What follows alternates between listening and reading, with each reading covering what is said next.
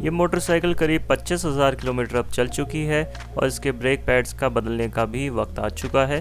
तो आज की वीडियो में जानेंगे कि किस तरीके से ब्रेक पैड्स का वेयर आप अपने केस में चेक कर सकते हैं और कब इनको बदल लेना चाहिए। कई लोग ब्रेक पैड्स तो बदल लेते हैं लेकिन ब्रेक डिस्क की मोटाई नहीं नापते हैं, तो इसको भी वीडियो में चेक करेंगे।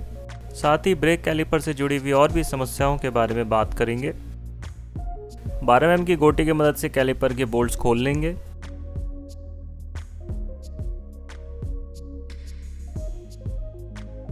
ब्रेक पैड्स को थोड़ा सा आप उठाएंगे रिटेनर क्लिप में से तो इनको ऐसे ही सरका के देख पाएंगे इनकी कंडीशन। मेरे केस में काफ़ी घिस चुके हैं और बहुत ही कम ब्रेकिंग मटेरियल इन पे बचा है, तो मैं इनको रिप्लेस करूँगा।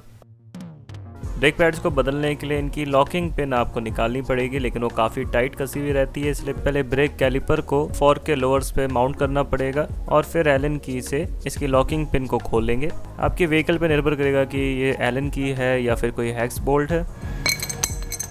ये जो ब्रेक पैड्स हैं मैं कहूँगा काफ़ी सही टाइम पे बदले गए हैं।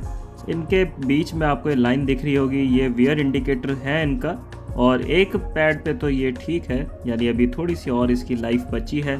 लेकिन दूसरे ब्रेक पैड को अगर आप देखें, एक साइड से काफ़ी ज़्यादा नज़दीक आ चुका है और इसकी जो मेटल की ये प्लेट होती है, ये बैकिंग प्लेट होती है जिसके ऊपर इसका जो ब्रेक पैड का मटेरियल होता है ये चिपका हुआ होता है। तो अगर ज़रा सा भी ये मेटल की बैकिंग प्लेट ने कांटेक्ट करा आपके डिस्क रोटर से, तो डिस्क रोटर भी डैमेज हो जाएगा और वो भी आपको ब्रेक पैड्स के साथ ही बदलना पड़ेगा। तो कोशिश करें कि हमेशा ब्रेक पैड्स आप टाइम पे बदलें, पहले ही बदल लें, उसमें कोई दिक्कत नहीं है। ज़्यादा इसकी कॉस्ट वसूल करने के लिए अगर आप लगे रहेंगे तो ब्रेक रोटर बदलने में ही आपका ज़्यादा खर्चा हो सकता है। आइडियली दोनों ब्रेक पैड्स आपके बराबर घिसे हुए होने चाहिए, कहीं से भी ज़्यादा टेढ़े मेढ़े नहीं घिसे होने चाहिए। अगर एक ब्रेक पैड बहुत ज़्यादा घिसा हुआ है और दूसरा बिल्कुल ठीक है, तो इसका मतलब ये है कि जो स्लाइडर पिन्स है आपके ब्रेक कैलिपर की वो जाम है, तो उसको आपको ठीक करना पड़ेगा, तब जाके दोनों जो ब्रेक पैड्स हैं उनका वेयर बराबर आएगा। मेरे केस में काफ़ी हद तक बराबर सा ही है, लेकिन थोड़ा बहुत फ़र्क आ ही जाता है, ये कोई बहुत बड़ी बात नहीं है। यहाँ पर ब्रेक पिस्टन्स कांटेक्ट में रहती है, इसलिए ये रस्टिंग हुई भी है। इसका जो पेंट होता है वो हट गया है और इस साइड पे ये ब्रेक कैलिपर में टच हुआ रहता है। कभी भी ब्रेक पैड्स पे ज़रा सा भी ऑयल लग जाए तो सिंपली इनको रिप्लेस कर लें। कोई भी आप और टेक्निक्स के ज़रिए अगर ट्राई करते हैं ऑयल निकालने का इनमें से, तो आपका टाइम वेस्ट ही होगा, आपको मनचाहे रिजल्ट्स नहीं मिलने वाले। कैलिपर को ब्रेक लाइन पर लगे लगे ही इसकी पिस्टन्स को थोड़ा सा आगे निकाल के WD-40 की मदद से अच्छे से साफ़ कर लें। इससे ब्रेक पिस्टन्स की लाइफ बढ़ जाती है और ऑयल सील्स का लीक करने के चांसेस कम हो जाते हैं।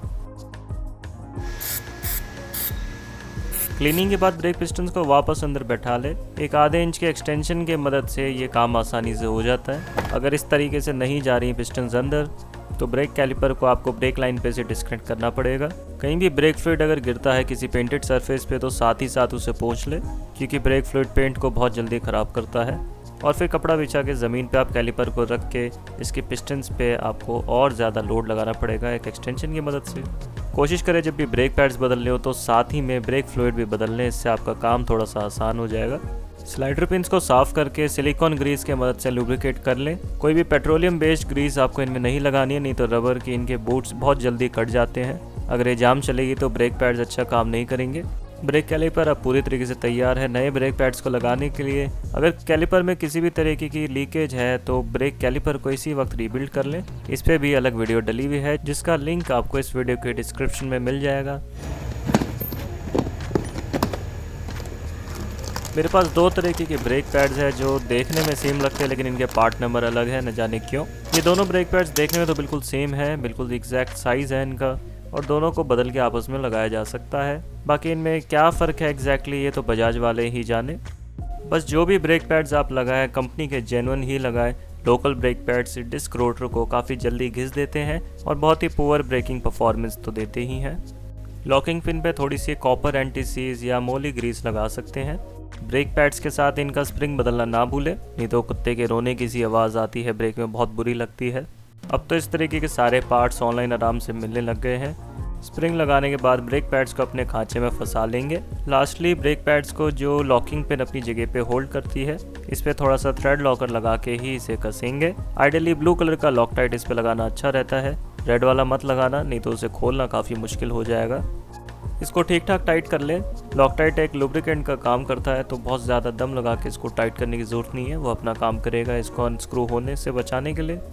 कैलिपर को सावधानी से ब्रेक डिस्क के बीच में सरका ले, ध्यान रखते हुए कि किसी भी तरह के ऑयल या ग्रीस के हाथ आपके डिस्क पे नहीं लगने चाहिए।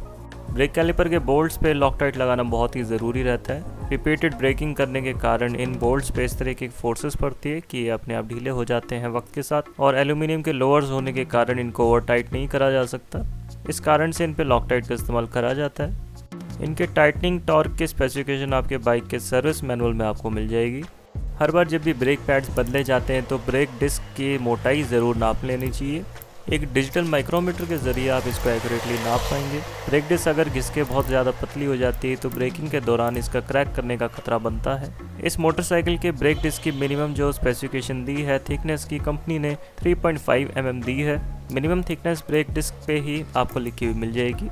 मेरे कैसे ब्रेक डिस्क को इस्तेमाल करना सेफ़ है। एक ब्रेक डिस्क आपके 2 ब्रेक पैड्स के साथ काम करती है, यानी दूसरे बार जब आप ब्रेक पैड्स बदलेंगे तो ब्रेक डिस्क का भी बदलने का वक्त आ जाएगा। ब्रेक लाइन को कनेक्ट करने से पहले कॉपर की बेंजो वॉशर्स बेंजो बोल्ट के दोनों तरफ लगा के फिर बेंजो बोल्ट को कैलिपर में कसेंगे। वैसे तो हर बार कॉपर वॉशर बदली जाती है, लेकिन अगर नहीं मिल रही है तो एक आध बार रीयूज़ करा जा सकता है इन्हें। रही बात ब्रेक लाइंस को ब्लीड करने की और इसमें फ्रेश ब्रेक फ्लूइड डालने की, तो ऑलरेडी इसको हमने एक पिछली वीडियो में डिटेल में कवर करा हुआ है। उसका लिंक भी इस वीडियो के डिस्क्रिप्शन में आपको मिल जाएगा जाके देखने के लिए। अगर पल्सर 135 का ब्रेक कैलिपर आप रीबिल्ड कर रहे हैं तो इससे जुड़ी हुई एक और ज़रूरी जानकारी ये है कि BS3 या उससे पहले के वेरिएंट्स में ब्लैक कलर का कैलिपर लग के आता था, जिसमें कि लेफ़्ट साइड वाली रिपेयर किट लगा करती थी। उसकी पिस्टन्स भी हल्की होती थी। लेकिन अगर BS4 का वेरिएंट है आपके पास इसी मोटरसाइकिल का, तो राइट साइड वाली ब्रेक रिपेयर किट आपको इस्तेमाल करनी है।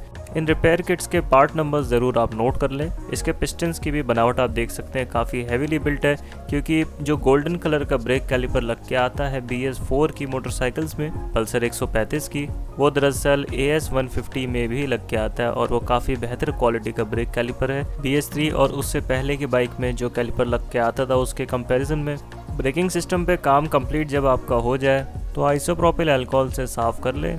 उसके बाद 320 ग्रिड के सैंड पेपर से इसको डायगनली हल्का हल्का घिस ले दोनों तरफ से, ताकि नए ब्रेक पैड्स की मेटिंग अच्छे से हो जाए और किसी भी तरह के पुराने ब्रेक पैड्स का मटेरियल इस पर ना लगा रहे। इससे अच्छी ब्रेकिंग परफॉर्मेंस आपको मिलेगी और ब्रेकिंग का नॉइज़ भी नहीं आएगा। फिर लास्ट में दोबारा आइसोप्रोपिल अल्कोहल से साफ़ करके फिर ही राइडिंग करें। और नए ब्रेक पैड्स लगाने के बाद एकदम कहीं हाई स्पीड पे आप बड़ी रोड्स पे ना चलाएं। आसपास धीरे धीरे पहले राइडिंग करें, और जब ब्रेक का बाइट पूरा मिलने लगे आपको बार बार ब्रेकिंग करने के बाद, उसके बाद ही हाई स्पीड पे राइड करें। मुझे उम्मीद है आपको ये वीडियो पसंद आई होगी। अगर आपके कोई भी सवाल है मोटरसाइकिल की ब्रेकिंग से जुड़े हुए, कमेंट से ज़रूर पूछ सकते हैं मुझसे।